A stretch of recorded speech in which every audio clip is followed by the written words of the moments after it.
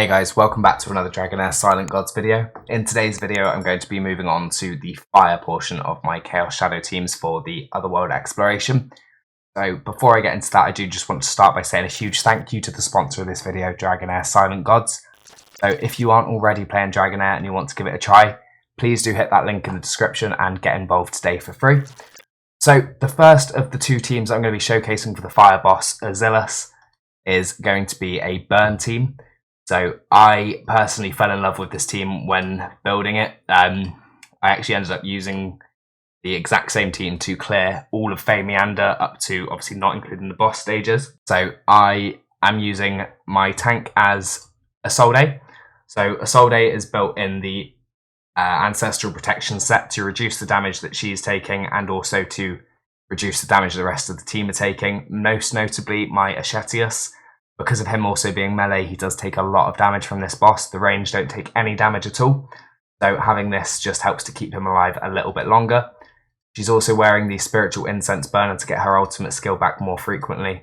This just makes her cooldown an 18-second cooldown instead of a 20-second because of that 10% cut off. So she's gaining an extra 2 seconds off of her ultimate recharge time. The boss is actually on an 18-second rotation, so it allows me to use her shield at the same time every single time the boss takes a turn. She's also obviously got enough accuracy for the attack penalty on her ultimate skill as well. Outside of that, she's just got health and defense in her build. My support for this is Adolphus. So Adolphus is built with a good amount of skill haste and a good amount of enlightenment. Obviously, he also revolves around his shields. So I've got him with enough skill haste to get under an 18-second cooldown. The way I've got it lined up is my Isolde shields and then my Adolphus shields straight after that. And the reason for that is whenever Adolphus shields somebody who already has a shield, he heals them by 75% of the shield granted. So as much as he's also placing huge shields, as well as that, he's also healing the team by a large chunk. And this is really important to helping my Ashetius stay alive for long enough to do enough damage on this fight. In terms of my damage dealers, as I've mentioned him already several times, Ashetius, so he is built with 100% crit rate and a good chunk of crit damage and attack. He doesn't have any accuracy in his build, only a little bit of passive accuracy I've picked up. He's built in the Inventor set to increase his damage every time he uses his battle skill or his ultimate skill.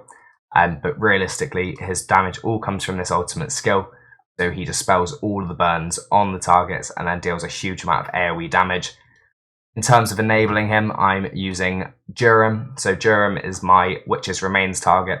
So I've got him built with a good amount of accuracy to place that, but as well as that, he's also placing burns on his battle skill, and he's also buffing my, all of the burn allies in my team with 25% attack and crit damage as well. So Durham on his own does do a good amount of damage, but it is very overshadowed by my Ashetius in my team. However, if you were using somebody like Araces or just an actual outright burn team like Calf alongside him, you would notice his damage a lot more. Next up, I've got my enabler for my burns, and that is the rare BEAGES. So BEAGES is built with a good amount of accuracy, some crit rate and some crit damage, not a huge amount, and he is built with the Crown of the Unclean artifact to give him that extra accuracy as well.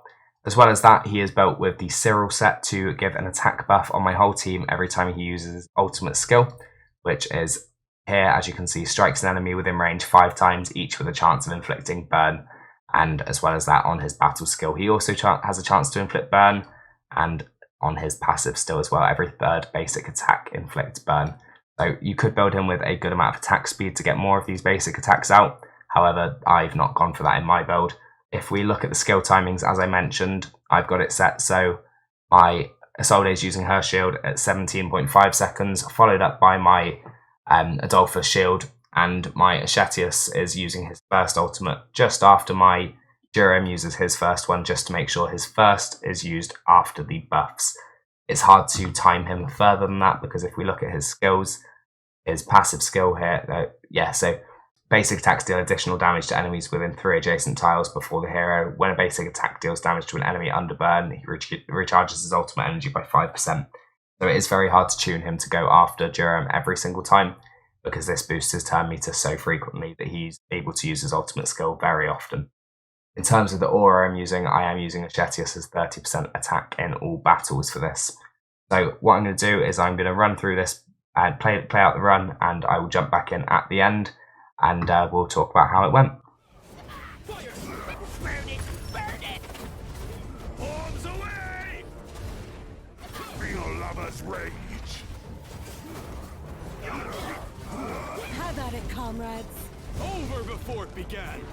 Together, we shall decay. Feel lover's rage.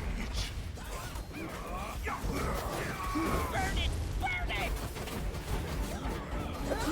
Arms away! Have at it, comrades.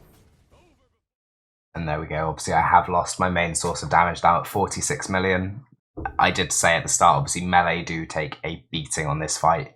And in an ideal world, you do want to make sure you're using as many ranged as you can.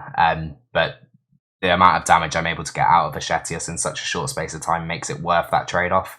Just making sure he does survive long enough to get the 22 million. Obviously, now he does do way more than that, and he's able to do a huge amount of damage in this team. If we have a look at the damage breakdown here, so this team did only survive 3 minutes, but realistically it kind of started to fail around the 2.5 minute mark. So Ashetius with 29 million damage on his own, Durin with 11.6 million.